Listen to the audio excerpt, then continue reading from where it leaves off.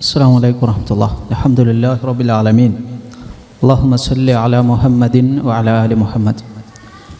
പ്രിയപ്പെട്ട ഉസ്താദുമാരെ, സഹോദരന്മാരെ, സഹോദരികളെ, ദാറുൽ ഹദീസിനെ സംബന്ധിച്ച് നമ്മൾ മനസ്സിലാക്കുകയാണെങ്കിൽ ഈ പറയുന്ന ഇപ്പം നമ്മളിവിടെ ഒരു സദസ്സ് കൂടി ഇവിടെ സംസാരിക്കുന്നു, ദാറുൽ ഹദീസ് തുടങ്ങിയെന്ന് പറയുന്നു, കുറച്ച് കുട്ടികളെ കയ്യിൽ പഠിക്കാൻ ചേർന്നു എന്ന് പറയുന്നു.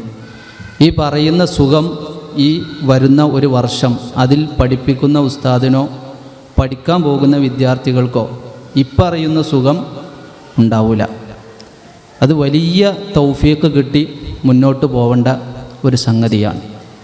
അതിൻ്റെ എല്ലാ കാരണങ്ങളും ഒത്തിണങ്ങി അത് പഠിപ്പിക്കുന്ന ഉസ്താദിന് ആരോഗ്യം വേണം, ആഫിയത്ത് വേണം, പഠിക്കാൻ താല്പര്യപ്പെട്ട് മുന്നോട്ട് വന്നവർക്ക് ആരോഗ്യം വേണം, ആഫിയത്ത് വേണം, അള്ളാഹുവിൽ നിന്നുള്ള വലിയ തൗഫീഖുകൾ പല ഘടകങ്ങൾ ഒത്തുചേർന്നാൽ മാത്രം നമുക്ക് പൂർത്തിയാക്കാൻ പറ്റുന്ന ഒരു ഭാരിച്ച ഉത്തരവാദിത്തമാണ് നമ്മളീ പറയുന്നത്. നമ്മൾ തന്നെ ഒന്ന് ആലോചിച്ച് നോക്കിയാൽ മതി. ഒരു 100 പേജ് പുസ്തകം, ഒരു മലയാളം ഒരു 100 പേജ് വെറുതെ വായിക്കാൻ നമുക്ക് എത്ര സമയം വേണ്ടി വരും? ഒരു 100 പേജ്. അങ്ങനെയുള്ളിടത്ത് ആയിരങ്ങൾക്കപ്പുറം പേജുകളാണ് ഇവർ വായിക്കാൻ പോകുന്നത്. വെറും വായനയല്ല, അത് പഠിക്കാൻ പോവാണ്. 30,000 ഹദീസുകൾ എന്ന് നേരത്തെ ഉസ്താദ് പറഞ്ഞല്ലോ, അതൊരു അതിശയോക്തിയല്ല. 30,000 ഹദീസ് കുറവാണ്. നമ്മൾ കുത്തുബ് സിത്ത മാത്രമാണ് ഇപ്പോൾ ഫോക്കസ് ചെയ്യുന്നത്. എന്ന് പറഞ്ഞാൽ 6 ഹദീസിൻ്റെ കിതാബുകൾ, അത് 9 ഉണ്ട്, 9 അല്ല 100 ഉണ്ട്, 200 ഉണ്ട്. അതിൻ്റെ പുറത്തേക്കൊക്കെ ബാക്കി കിടക്കുകയാണ്. ഇപ്പോൾ ഒരു മഹാസമുദ്രത്തിൻ്റെ ഒരു ഓരത്ത് ആരും നുകരാത്ത, അല്ലെങ്കിൽ വളരെ കുറഞ്ഞ ആളുകൾ മാത്രം നുകർന്നവർ ജീവിച്ചിരിക്കുന്ന ഈ കാലഘട്ടത്തിൽ അത് നുകരാൻ വേണ്ടി ചിലർ തയ്യാറായി വന്നിരിക്കുകയാണ്, അവരെ പഠിപ്പിക്കാൻ ഒരു ഉസ്താദും. അപ്പം കുത്തുബ് സിത്ത എന്ന് പറഞ്ഞാൽ നമ്മളിങ്ങനെ കേൾക്കാറുണ്ട് ഈ ഹദീസിൻ്റെ ചർച്ചകളിലൊക്കെ. ആ ഹദീസിൽ അവർ ഒന്ന് സഞ്ചരിക്കുകയാണ്, അതിൻ്റെ ഓരത്തു കൂടി സഞ്ചരിക്കാൻ പോവുകയാണ്. അതുകൊണ്ട് എനിക്ക് ഇതിൻ്റെ ഒരു സിലബസുമായി ബന്ധപ്പെട്ട് വിശദമായി ഞാൻ പറയല്ല. അതുമായി ബന്ധപ്പെട്ട് ഏറ്റവും പ്രധാനപ്പെട്ട നമ്മൾ അറിയേണ്ടത്, പ്രത്യേകിച്ച് ഈ പഠിക്കുന്ന ആളുകളുടെ അവരുടെ കുടുംബക്കാരൊക്കെ ഇവിടെ വന്നിട്ടുണ്ട് എന്നാണ് ഞാൻ മനസ്സിലാക്കുന്നത്. അതിൽ പിന്നെ വിവാഹിതരായവരുണ്ട്, അല്ലാത്തവരുണ്ട്. ഒരു കൊല്ലത്തേക്ക് നിങ്ങളുടെ പ്രാർത്ഥനയും സപ്പോർട്ടും അവർക്ക് വേണം. എങ്കിൽ മാത്രമേ ഈ വിഷയത്തിൽ അവർക്കൊരു പൂർണ്ണതയിലേക്ക് ഈ ഒരു കൊല്ലം കൊണ്ട് എത്താൻ പറ്റുകയുള്ളൂ. ഒരു കൊല്ലം എന്ന് പറയുമ്പോൾ തന്നെ നമ്മൾ പരമാവധി ആലോചിച്ചു അത് 2 കൊല്ലമാക്കിക്കൂടിയാണ്. കാരണം ഇത് പഠിക്കാൻ പോകുന്നത് ഡിഗ്രിയൊക്കെ കഴിഞ്ഞൊരു കുടുംബത്തിനെ ഏറ്റെടുക്കാൻ പ്രായമായ ആളുകളാണ് ഈ കോഴ്സ് തിരഞ്ഞെടുത്ത് പഠിക്കാൻ വരുന്നത്. വിവാഹിതരായവരുണ്ട് എന്ന് ഞാൻ പറഞ്ഞു, അല്ലാത്തവരും വിവാഹം ചെയ്യാനും കുടുംബത്തെ നോക്കാനുള്ളവരാണ്. പക്ഷേ ആ ബാധ്യത അവിടെ ഉണ്ടായിരിക്കത്തിന് അവർ ഇതിന് മെനക്കെട്ട് വന്നു എന്ന് പറഞ്ഞാൽ അതിൻ്റെ പടച്ചവനിൽ നിന്നുള്ള സപ്പോർട്ട്, അതാണ് നമ്മൾ പ്രാർത്ഥനയിലൂടെ ചോദിച്ചുകൊണ്ടിരിക്കുന്നത്.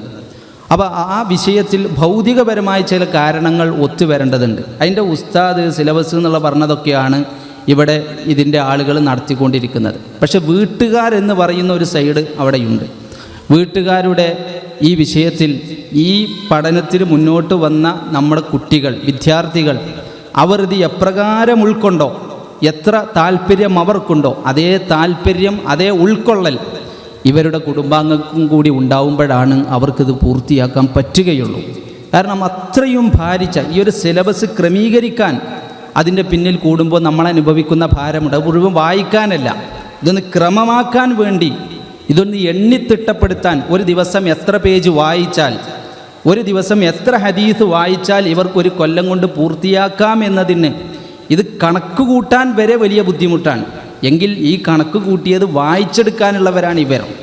അത് വായിച്ചാൽ പോരാ, അതിനെ മനസ്സിലാക്കി അതിൽ വിശദീകരണം നടത്തി അതിൻ്റെ ഉദ്ദേശ ലക്ഷ്യങ്ങൾ മനസ്സിലാക്കി മുന്നോട്ട് പോകണം. അത് ഒരു കൊല്ലം കൊണ്ട്.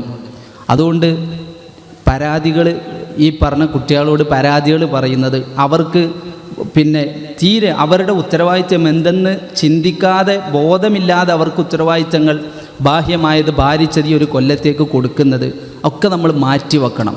അവർ ഹദീസിന് ഖിദ്മ ചെയ്യാൻ വന്നവരാണ് എന്ന ഒരു ബോധ്യത്തോടെ അവർക്ക് ഞാൻ സഹായം ചെയ്യുമ്പം, ഞാൻ അവരോടൊപ്പം സഹകരിക്കുമ്പം, എൻ്റെ വീട്ടിലെ ഇവന് വേണ്ടി ഞാൻ സഹകരിക്കുമ്പോൾ അതിൻ്റെ ഒരു ഓഹരി പ്രതിഫലം ആ ഹദീസൊന്നും ഓതിയിട്ടില്ലെങ്കിൽ പോലും എനിക്കുമുള്ളതാണ് എന്ന നിയ്യത്തോടു കൂടി ഇവർക്ക് പരമാവധി സപ്പോർട്ട്, പൊതുജനങ്ങൾ, ഇവരാരെന്നറിയാത്ത, ഇവർക്കാരെന്നറിയാത്ത ആളുകൾ ഇതിന് സമ്പത്ത് നൽകിയിട്ട് ഇതിന് സഹകരിക്കുന്നു. നേരത്തെ ഉസ്താദ് പറഞ്ഞു ആ പള്ളി അവിടെ നിർമ്മിച്ചത്, അതൊന്നും ഇപ്പോൾ നമ്മൾ കണ്ടിട്ട് പോലില്ല, അത് ആരാ മനുഷ്യനെന്ന് പോലും. അപ്പോൾ ഇവരൊക്കെ പുറത്തുനിന്ന് ആരൊക്കെയോ ഇതിന് പൈസ കൊണ്ടും മറ്റൊക്കെ സഹായം ചെയ്യുമ്പം നമ്മൾ വീട്ടുകാർ അതിന് സഹായം ചെയ്യാതിരിക്കുന്നൊരവസ്ഥ ഉണ്ടാവരുത്. അത് ഉണ്ടാവില്ല എന്നല്ല, അതിന് പരമാവധി അവരെ നമ്മൾ ഫ്രീ ആക്കി കൊടുക്കുക, ഫോളോ അപ്പ് ചെയ്യാം. ചെറിയ കുട്ടികളൊക്കെ ഉണ്ടാകുമ്പോൾ ഒരു മീറ്റിങ്ങിനൊക്കെ പോകും സ്കൂൾക്ക്. ഇതിലിപ്പോൾ മീറ്റിംഗ് ഒന്നും ഉണ്ടായിക്കൊള്ളുന്നില്ല, പക്ഷേ നമ്മൾ അന്വേഷിച്ചുകൊണ്ടിരിക്കണം ഇവിടുത്തെ പഠനം എന്താണ്, ഇനി എന്താ വേണ്ടത് എന്ന്. കുടുംബത്തിൻ്റെ സപ്പോർട്ട് ഈ വിഷയത്തിൽ വളരെ പ്രധാനമാണ്. കാരണം അതില്ല എങ്കിൽ ഇത് പാതി വഴിയിൽ നിൽക്കുന്ന വലിയ ഒരു വ്യസനത്തിന് അതൊക്കെ കാരണമാവും. അതുകൊണ്ട് നമ്മുടെ പ്രാർത്ഥനയും പ്രവർത്തനവും ഈ വിഷയത്തിൽ അത്യാവശ്യമാണ്. അത്രയും ഭാരിച്ചൊരു സിലബസാണ് ഇവർ പഠിക്കാൻ പോകുന്നത്.